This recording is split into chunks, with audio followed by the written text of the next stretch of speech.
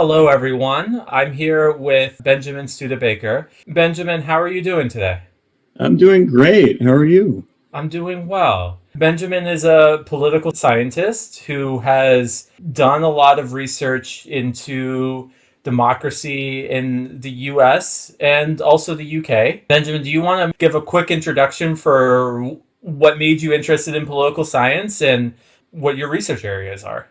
Yeah, so I'm a political theorist. I focus specifically on legitimacy, on narratives, how democracies and states in general persuade their populations to go along with the decisions that they make. Maybe not necessarily endorsing those decisions, but at least tolerating them reluctantly. I did my PhD at the University of Cambridge. Prior to that, I grew up in Indiana. I got interested in politics when I was 8 during the Gore-Bush election in the year 2000. I got really fascinated for some reason with the Social Security lockbox debate. Would they do tax cuts or would they keep the money in the Social Security lockbox? I don't know why, as an 8-year-old, I became fascinated with that. I think I've always been interested in how human beings make decisions together about important things where there's real disagreement. And it's not going to be easy to get everybody to think the same thing, take the same side. Intractable disagreement really fascinates me. Real serious conflict. Yeah, this makes total sense. I've also always been fascinated with how people make decisions. And I think in this day and age, intractable decisions is very relevant. You've done a lot of research to the American system as being in what you consider a chronic crisis, and for you, seemingly in a legitimacy crisis. Do you want to walk us through what you mean by that? Yeah, so I think a lot of the time when people think about legitimacy, it's either something that you have or you don't have. So either people go along with the things that the state decides, or they don't go along with it, in which case you have a revolt, you have a revolution, you have a civil conflict. But I think that it's possible to have a more complicated kind of legitimacy, what I call minimal legitimacy.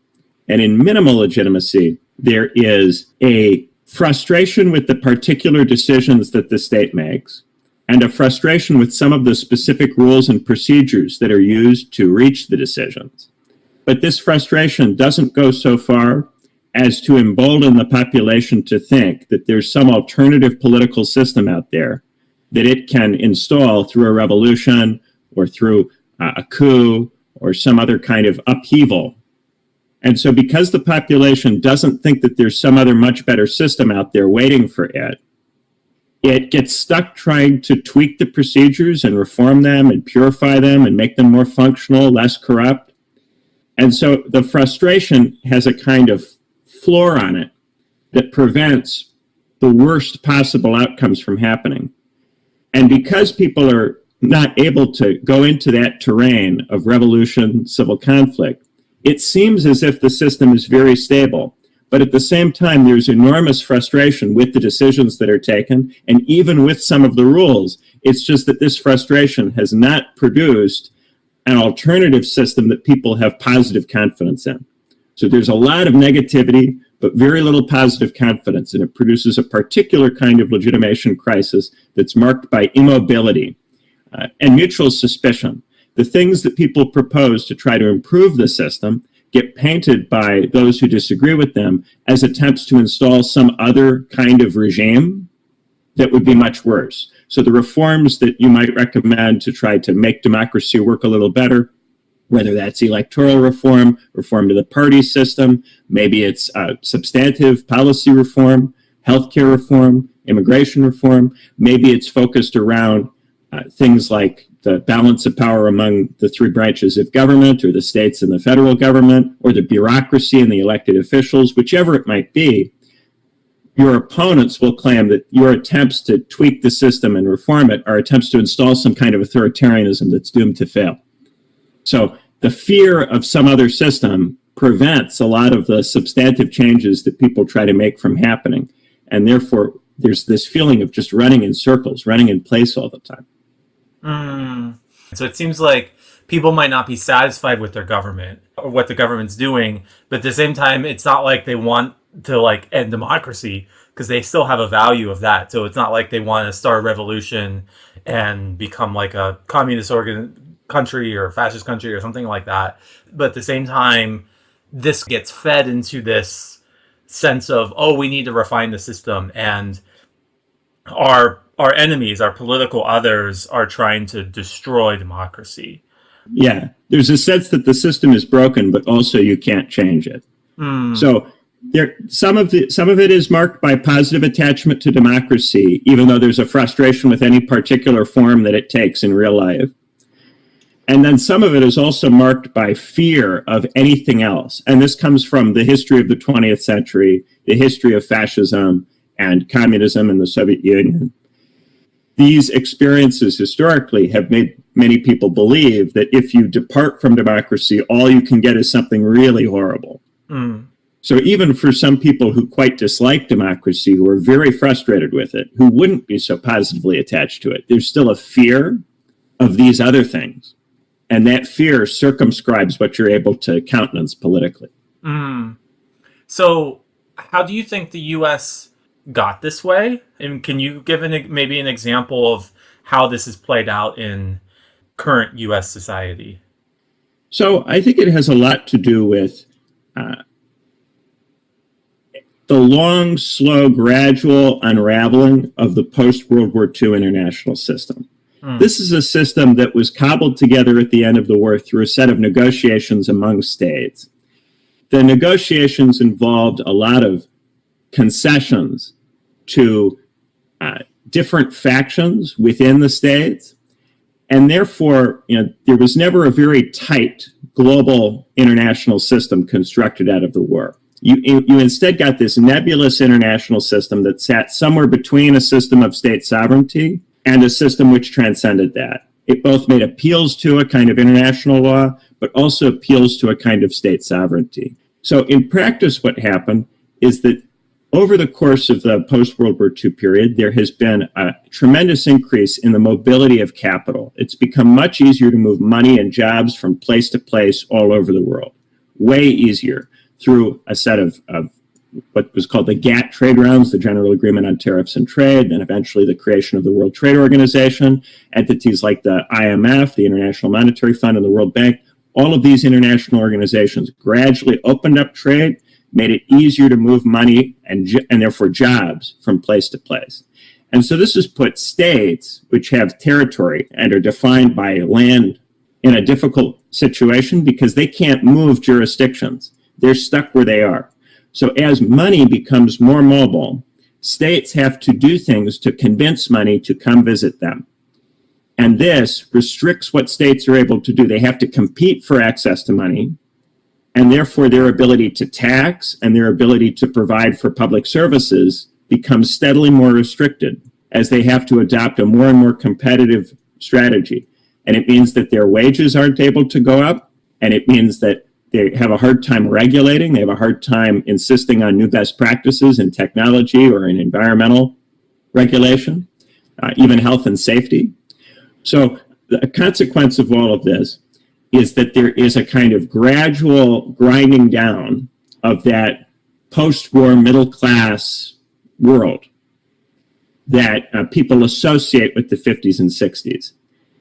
And as this has been ground down, people have tried to protect themselves from the consequences of it by getting a university education, by going to college. So in the 40s, only about 5% of the population of the United States had a university degree. By 1980, that was around 20%. And today it's almost 40% of the population.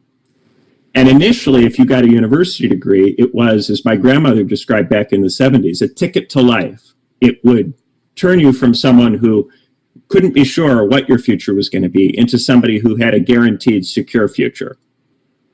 As more and more people have gone to university and the percentage of grads has increased, it no longer is a ticket to life in that way. Maybe there are some fields that you might be able to go into that would still work like that. But what's happening is that each of these fields, as it becomes known that this is a good field to go into, gets oversaturated. Too many people pile into the field hearing that this is the field that will give them the ticket to life. And so what's happening is that over time, each of these fields is being ruined by an oversupply of workers. And so now the college degree doesn't provide that same kind of security. And this creates a split among the college graduates in what I called in my first book, The Way is Shut, the rump professionals and the fallen professionals. So the rump professionals are the part of the population that still gets the benefits associated with going to college, the legacy life of the 20th century university graduate. And the fallen professionals are those who don't get that kind of life, who get pushed out of a secure middle class life. They have a college degree, but they work in jobs that are not much better paying or much more secure or stable than those of people who didn't go to college, especially those of people who didn't go to college in the 70s. Factory workers in the 70s. These jobs are not obviously more secure, more stable than those old jobs. So part of what I think has happened is that a split has emerged between those who go to college and those who don't. The people who don't go to college because they don't get these economic benefits, the people who don't go to college, can sometimes be resentful of those who do get them. And then also among the professionals, a larger and larger percentage are not getting the benefits in the first place. And for them, the university degree becomes a way of distinguishing themselves culturally from the people who don't go to college. So even though they get plunged back into an economic situation that's not very different from those who don't go to college, they still think of themselves as different or better in some way because they got the degree. And this makes them resistant to coming together into some kind of political movement with the people who didn't go to college. And conversely, the people who didn't go to college view them as pretentious and snobbish and insistent upon particular norms and language that is unattractive to them. And so the two forces repel each other. So as capital mobility is increasing and as it's becoming more difficult for people to get that stable middle class life, there's also infighting that's going on between the graduates and the non-graduates. And that makes it more and more difficult for there to be any kind of political response. And as time goes on and capital gets more mobile, if you do get a political response, if in a country a government is elected, which is determined to try to change this system by raising taxes or restoring capital controls or coming together with other states to try to regulate the movement of money around the world, individual countries have less and less leverage over time because the flows of money become more and more central to their growth trajectory. And because of the different timings of the elections in the different countries, it becomes very difficult to get large numbers of governments elected at the same time who understand the problem in the same way and can commit to the same multilateral response. And therefore, we're not getting good multilateral cooperative action among the states, among the nation states. We're instead getting unilateral action by particular governments that are frustrated with the situation and aren't totally sure how to respond to it. And most of the time, that unilateral action results in negative economic consequences for the country that tries to go its own way, and eventually an election where the government that attempts that alternative strategy is voted out. A clear example of this would be the Syriza government in Greece during the Euro crisis of the last decade. It attempted to divert and to do a different kind of economic policy from the other countries of the European Union. It got isolated. The government was subjected to enormous economic consequences for trying to divert. And then eventually it lost the next election, unable to follow through without paying an enormous price, both economically and politically. Similar kind of thing with Liz Truss, the former Prime Minister of the UK, who attempted to, from a more right-wing direction, do a set of tax cuts that would have ripped a giant hole in Britain's budget. Very quickly, there was a negative response from international markets to her, and she wasn't able to stay Prime Minister for any great length of time. And now in the United States, we're seeing this tested at a very, very high level with a very large country, with Trump attempting to change the way the international trade system works with trying to muscle in on countries with bilateral trade negotiations. And this is going to be and is the biggest test of unilateralism so far. Can a state that's as large as the United States unilaterally change the way this system works without cooperating with lots of different countries at once in a common framework? Can you do it with a bunch of bilateral negotiations? I think we're going to discover that you can't. But it's a new way of trying to do that we haven't seen so far. I mean, it seems like in the current system, pretty much most regular people are screwed. If you're college educated or not college educated, your life prospects have been going down. I understand what you're saying about how this would lead to this type of tumultuousness and these kind of swings in democratic governments. One thing I was thinking about was how the New Deal under FDR might be considered one of the biggest resets in terms of economic policy in you, or one of the biggest resets in terms of economic policy in the U.S. And that seemed only really possible because the Democrats had pretty strong majority for about 12, 16 years, for a very long time. I mean, they had the presidency for 4 terms with FDR, but they were able to maintain power. That probably has a lot to do with the Great Depression and some of the responses to that. But it takes time to be able to set that up. In the modern era, one of the other times I can think of for that would be during Reagan. Maybe it wasn't as strong, but there was also a big reset in the Reagan era. I mean, we associate that with 8 years, but really, in effect, if you consider George H.W. Bush, it was really 12 years of being consistently empowered to be able to institute those types of changes, for better or worse, love or hate them. But it took a bit of time. And now we don't seem to see that. We seem to have, oh, we're going to change everything. And then in 4 years, the other party gets voted in. What are your thoughts? Yeah, one thing that I think has happened is that because we aren't able to have some kind of sharper kind of confrontation, a revolution, some sort of showdown, because we don't have this, disagreement doesn't have the same costs for us that it has for people in other times and places. In other times and places, you'd have to be responsible and not allow the disagreement to get so intense because it might turn into a big mess. But once you don't have to worry about that kind of thing, then you're allowed to intensify the disagreement and try to use the disagreement to win in various ways, because there's not going to be any kind of really sharp cost to deepening it that's immediate for you. And I think one of the long-term consequences of this is that we've reached a point where we can have more disagreement, and do have more disagreement than anybody has ever had, without it producing a violent civil conflict. And this means that we don't take decisions very easily. We don't generate very large majorities in Congress. And this is one of the symptoms of the whole thing, the inability to have some kind of sharper confrontation, or even to be really seriously, sincerely worried about it. People will talk all the time about their concern about it, but how do they actually behave in government? There doesn't seem to be a sense of urgency on the part of the Democratic Party to try to stop Donald Trump from being a dictator. The things that they say about Donald Trump, the painting of him as a dictator, doesn't match with their actual behavior, which suggests that on some level, they recognize that he doesn't have a capacity to be a dictator. So what's really going on here, I think, is that because on some level, dictatorship is off the table, only its specter is usefully raised in politics as a way of trying to stop other people's reforms.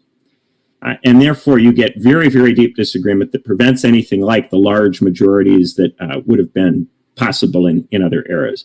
But I also would want to emphasize that the world of the 30s was marked by those 2 world wars, which anchored it from both directions, and which disrupted to an enormous degree the amount of global trade that took place in the 30s. And all of that gave particular countries a lot more room to make individual policy and to separate and distinguish themselves, at a cost to economic growth, which in the 30s was very bad because there was an insufficient level of global trade. So that's the other thing to bear in mind. Historically, to make really big changes, there's often had to be some kind of cataclysm. And then once you rule out cataclysms, which for good reasons we have done, the world wars were terrible, nuclear weapons make it extremely dangerous to do something like that again.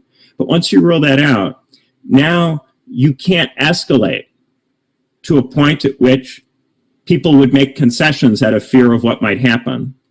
And therefore you get really, really intractable arguing and fighting because everybody knows that nobody's going to take it far enough. Everyone's bluffing.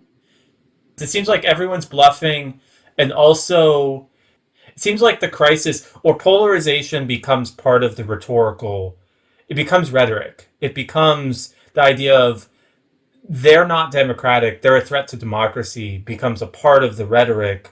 And to be honest, there might be figures that are a threat to democracy in the U.S. political system, but at the same time, that can lead to a kind of a boy who cries wolf kind of thing. That if that's where the normal debate escalates to, then the idea that they're a threat to democracy kind of gets tuned out after a while. It just becomes the way that the sides bicker. What do you think? It seems like for you, I mean, yeah, one thing that was kind of interesting to me about your work is that you often describe democracy in the U.S. as embedded, that the U.S. is an embedded democracy. Democracy has been here for a long time, and you don't see us setting up anything else anytime soon. But at the same time, we're in a chronic crisis, and you don't see a solution to that anytime soon. So how do you see this playing out? I mean, do you think we'll eventually build to some kind of crisis like a world war that forces us to do something about it? Or do you think we're just going to kind of fail slowly, or what? Yeah. How do you think this is going to play out? Yeah, democracy is both much more miserable than its proponents think it is, and much more stable than its critics think it is. And my work is in large part an effort to put these two things together. How can democracy be both stable and really miserable at the same time? How can people be so upset with the system, but yet so unable to change it in any substantial way at the same time? In terms of the trajectory, I think that as these attempts to change the system in various ways repeatedly fail, there tends to be a frustration with that failure, and then a search for scapegoats, for people to blame. And I think that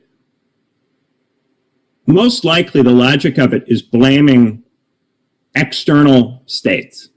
So if you attempt, as Trump is currently attempting, to change all of the trade deals with all of the countries all at once, to try to reconfigure the whole economic system, if that doesn't work, the easiest thing to do will be to blame the particular states that the United States was negotiating with for having been unwilling or unable to make the right kinds of agreements.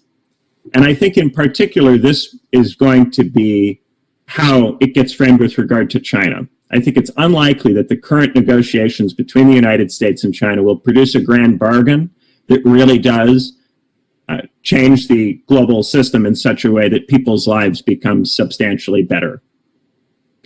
And I think while there might be some kind of agreement to tamp down on the level of wrangling for some period of time, to calm things down for a while, the agreement will not be sufficiently transformational.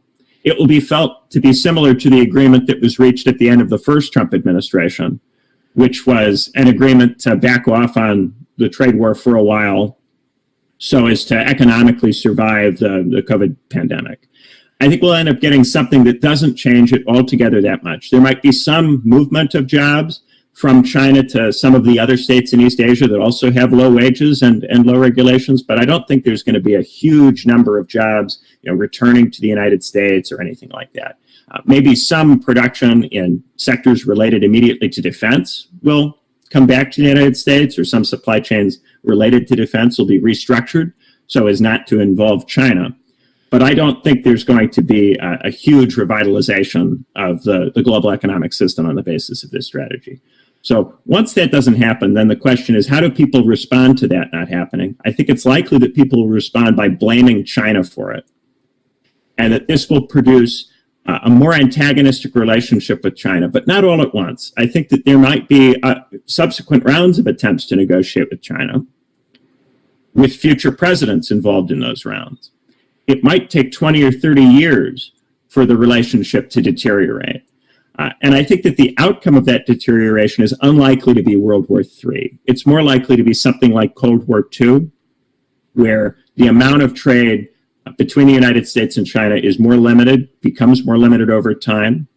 And then there's pressure by both the United States and China on other states, smaller states in the region especially, but around the world, to pick a side and to forego profitable trade with the other side, and to use security and the possibility of proxy war as a mechanism for trying to make states align commercially. That would be, I think, where it's likely to go. And the function of that would be to produce some level of unity within American society, because there would be a common concern. But I don't think at any stage this would actually solve the economic problems people are facing. I think it would rather kick the can in various ways. The thing about the economic problem is that it's never so acute as to result in something like state collapse.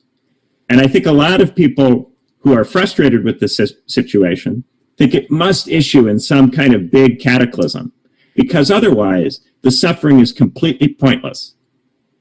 The ways in which people are struggling become completely pointless if it doesn't go somewhere and have some kind of positive trajectory. But I really think the thing is just going to spiral in circles, that there's a kind of running in place. In my second book, I describe it as being stuck in a tar pit. So that the state, the democratic nation state, is like this lumbering animal that wanders into a tar pit and then it can't get out. But suppose it's not, just a dinosaur with one long neck, but it's a hydra, the Greek hydra that has many, many, many necks, and it's able to draw food, sustenance from many different places as it's in the tar pit. It can eat from all these different trees, and it can breathe even if some parts of its body become submerged. This is what democracy does. It just kicks up endless political parties, leaders, movements, each of whom will say, I can get you out of the tar pit. And then what happens? All the heads pull in different directions all at once. The heads don't pull together. They're too divided to pull together. And so the thing gets more and more stuck in the tar pit. And this becomes a worse problem the bigger and nastier the tar pit is. And gradually over time, the increase in capital mobility makes the tar pit bigger and nastier and harder to get out of in any case.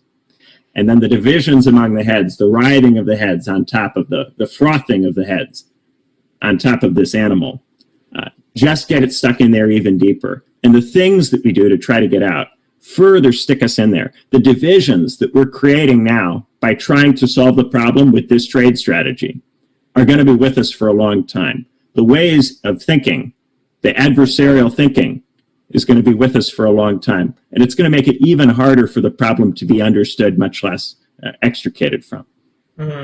This reminds me of a metaphor one of my professors in undergrad many, many years ago would give. And it was we're in an airplane and we think we're flying, but we're really falling very slowly, that we're really gliding and our wings are keeping us up, but we're just falling more and more slowly, and eventually we'll hit a big crash. But I don't think there's going to be a big crash. That's what I was going to ask you. That's the difference. Keep going. That was what I was about to ask you. If you think no big crash. Why do you say that? Yeah. In part because all of the other countries of the world are stuck in the same kind of situation, but their dinosaurs are typically smaller than ours. Mm-hmm. So they're stuck in the tar pit with even less, musculature, even less capacity to meaningfully move around. It's not as if the United States is alone in this situation or is uniquely trapped. The non-democracies are also stuck in the pit in the sense that they also have to deal with a rise in the mobility of money, a need to compete for access to money. They're all stuck in the same kind of competitive game with the democratic countries. It's not as if only democracies are vulnerable to this. The difference is the various kinds of ways in which democracies struggle in this situation. They try electing new governments over and over, changing out your leaders, changing out your political parties and systems which allow you to do that.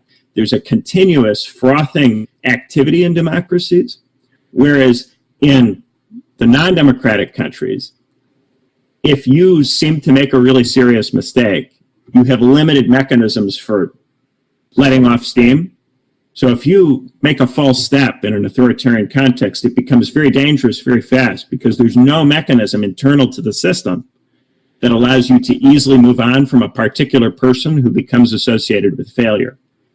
In democracies, you can go through failure after failure after failure, and people will often believe that the next guy, the next party or movement, might be able to solve it in such a way that the previous people could not. And they're especially willing to believe this if they don't think there's anything else that can be done in any case. And part of why they think there's nothing else that can be done in any case is they're looking at the authoritarian countries, and those countries do not seem to have solved the problem because they haven't. The authoritarian countries are not dramatically better off for being authoritarian. It seems like the people get increasingly exasperated, and they get increasingly exasperated, particularly with elections and the different sides constantly giving promises. That seems to kind of build. I mean, Donald Trump is not the only president that ran on "we're going to change the system for you and solve all your problems," though I think in some ways he might be the current biggest manifestation of it. A scholar brought this up in a previous conversation, this idea of short-term thinking, that the current pushes for change seem oriented towards short-term benefit. We're going to give you results now and make it seem like your life is better now as a way to appease the people on some level who are getting exasperated by this. What do you think? I mean, how does this affect the relationship between different movements or parties, and how they run and how they get support, and how do you think people respond as voters to the electoral system in all this? Yeah, so one of the things that is quite critical is the tendency for people to despair in response to long-term exposure to this system, for them to become very frustrated with politics and to drop out.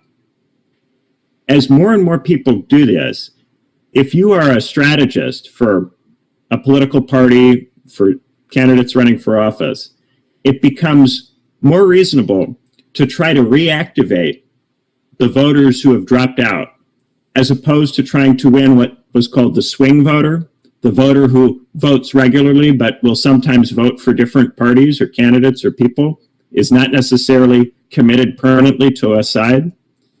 That voter has become much less interesting and much less central over the years. And instead, the focus has increasingly been on what they call the fringe voter, the person who doesn't always vote. As this period goes on, I think there's a very large chunk of the population that might not vote. And it's the might not vote people that are increasingly targeted. And in both of my books, I talk about a set of kind of enclaves that people retreat into when they become frustrated with politics. They can't realize their values through political action. So they try to realize these values in different domains, what I call the 4 Fs: faith, family, fandoms, and futurism. And these 4 Fs are each different ways of reorienting yourself so as to find meaning in life in some other kind of terrain. So whether you are committed to your religious beliefs, to a church or a religious organization, whether you are focused on building a family, creating and constructing a sustainable form of household, whether you are focused on the particular hobbies that you have, the media franchises or games or whatever it is that you enjoy in your downtime, you can get committed to that, involved in online communities around that. And then, of course, visions of the future, getting behind particular tech companies, particular tech oligarchs, billionaires, trying to follow them and go to Mars with them or go to some vision of the future with them beyond our present situation. These are all different ways of kind of trying to get outside of the political. And so what the strategists do, what the political strategists do, is they find ways to tie these things nonetheless to politics, so that you can't use these things to escape politics, but they actually lead you back in somehow. So maybe it's the politicization of religion, the preponderance of professional priests who have some kind of interest in getting you to politicize your religious beliefs in some way, shape, or form. Maybe it's concern about the schools available to your children, or it's concern about having the kind of income necessary to support the kind of family life that you'd like to have. Maybe there's a culture war brewing, which maps onto the dispute between the college-educated and non-college educated workers about how we should live and how we should talk. And maybe that dispute is being replicated in your online fandom. Maybe the fans of Star Wars are arguing about whether the franchise is woke, and this is a potential way of dragging some of them back into politics. Then, in terms of futurism, it has become increasingly difficult for these individual tech billionaires to remain plausibly politically neutral. They're getting dragged into politics, and as they get dragged into politics, they attract all kinds of negative attention and become much less liked than they were before. Often, against their will. Sometimes they deliberately get into politics, which I think is totally foolish because it accelerates a process they should be trying to delay, put off, and resist. But even if they do try to delay, put off, and resist these things, their technology is increasingly central to people's aspirations, and therefore helping that technology or frustrating it can become a way for political parties and leaders to try to make politics seem important to people who are otherwise focused on technology, on the business sector, and on how it might transform society. So through all of these routes, people get kind of dragged kicking and screaming back into politics. And it's not necessary for all of these people to be back in politics all the time. The system is functional, even if very substantial chunks of people are completely fed up with it and don't want to participate. Along with this, there's the fear of authoritarianism, which is also used to get people to vote and to participate, even if they don't have any confidence in any kind of positive plan. So I think of it as kind of three different types of voters. The hope voters, the voters who still think that they might get something from voting for who they're voting for. The fear voters, the voters who are concerned about what the other side will do. They don't necessarily think they're going to get anything from whoever they vote for, but they're concerned that the other side will get something. And then the despair voters, the voters who have recognized that both of the parties are not going to do anything for them in the American system, who are frustrated with all of the sides, but who remain vulnerable insofar as they get focused on and obsessed with particular enclaves to being dragged back in, at least periodically, by politicizing those enclaves and creating trigger points in those enclaves for them. It seems like these are the multiple angles of breakdown.